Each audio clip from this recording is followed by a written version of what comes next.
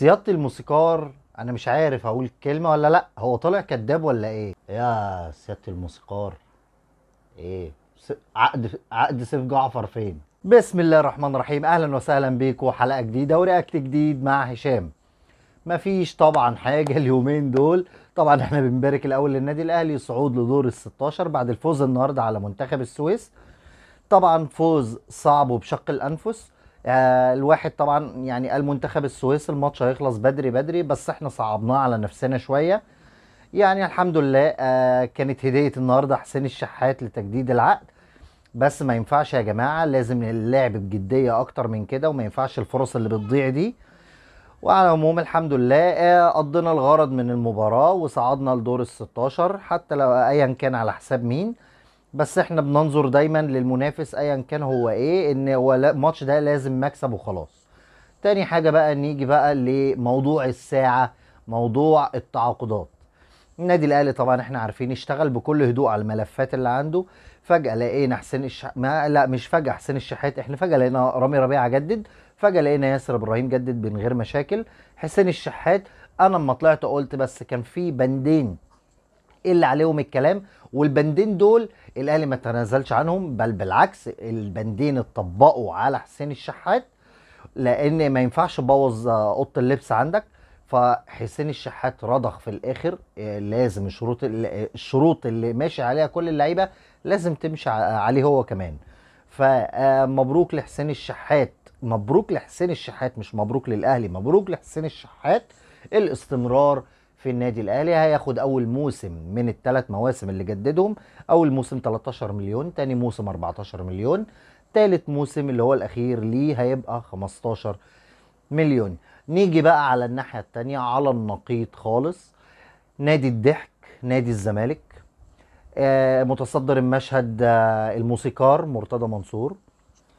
جاب الواد سيف فاروق جعفر. طبعا احنا عارفين ان يوسف اسامه نبيه ماضي لبيراميدز من حوالي شهر تقريبا، وراح مرتضى منصور جمده وقال لك ده بقى ولا هيتدرب معايا ولا اي حاجه، وسوريو هو اللي قال كده. طبعا دي طريقه يعني لا تمت للاحترافيه بصله.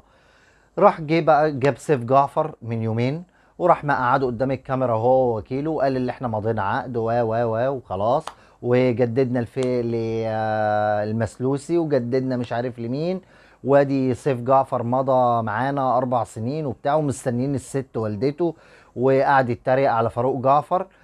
جوبا شوبير جه امبارح راح مطلع قنبله فجرها في وش كل الزملكاويه وفي وش مرتضى منصور، اللي هو ان سيف جعفر اصلا ماضي 4 سنين لبيراميدز بشكل نهائي، وان هو كان بيضحك عليه.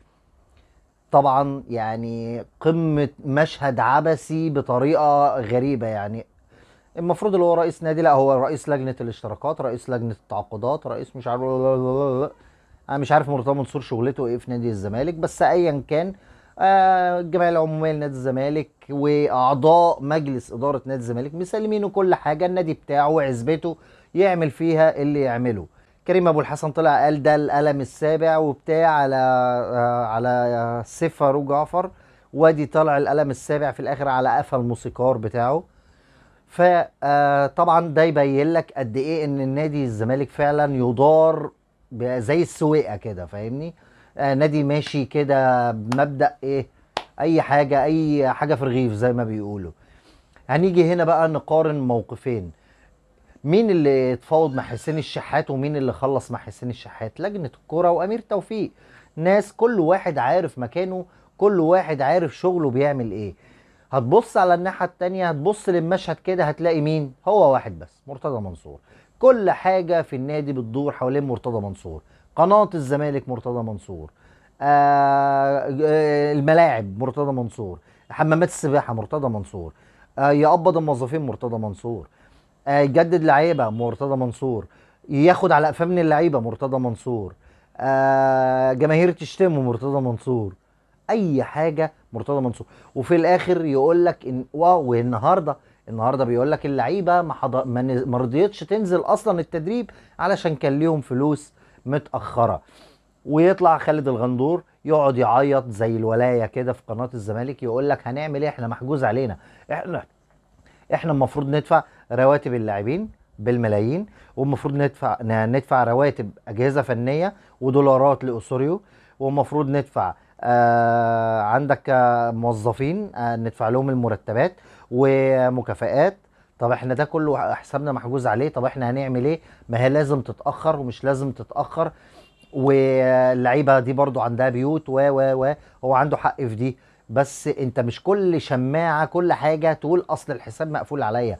طب هو اصلا الحساب مقفول عليك ليه؟ ما تحل، حل، ولا انتوا مش عايزين تحلوا؟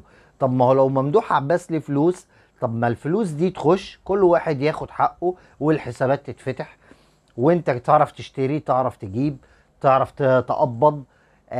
ولا انتوا يعني ايه كمان؟ ما هو يعني مرتضى منصور برضو في وسط كلامه يقول لك ايه؟ الديون دي ديون قديمه. يا حبيبي انت بمجرد اللي انت بقيت رئيس الزمالك او مجلس الاداره مسك نادي الزمالك، هو بقى متكفل بكل حاجه، بسداد كل حاجه، قديم جديد. مفيش حاجه اسمها كده يا جماعه. هي رساله بتوصلوها لبعض، زي مجلس اداره الاهلي. ينفع محمود الخطيب يقول لا انا مش هسدد العقود اللي عملها المجلس اللي قبلي؟ مفيش الكلام ده. مفيش الكلام ده في اي حته في العالم يا جدعان. انتوا بتستخفوا بعقول مين؟ انتوا ناس بتحبوا الشو، بس قولوا كده. احنا بنحب الشو، احنا جايين للعزبه بتاعتنا، لان هي انتوا فعليا هي العزبه بتاعتكم. انتوا بتفعلوا، انتوا مش بتقولوا، انتوا بتفعلوا. كل حاجه بتعملوها بتقول ان هي عزبه، ونادي الزمالك هيفضل كده طول عمره. وانا بقول مبروك لسيف فاروق جعفر، واحد بص لمستقبله، هو الكسبان. اللي هيقعد في الزمالك، انا شايف ان نادي الزمالك بيئه لا تصلح للرياضه اصلا، مش للاعيب الكوره، لكل الالعاب. بس في النهايه حبيت بس اوضح الفرق بين الاهلي والزمالك في طريقه التعامل مع الاعلام، مع اللعيبه، مع كل واحد عارف يعني شغلته ايه وبينفذها. مش واحد هو اللي بيدور حواليه كل حاجه، هو اللي معيشنا، هو اللي مأكلنا. بس يلا، تصبحوا على خير.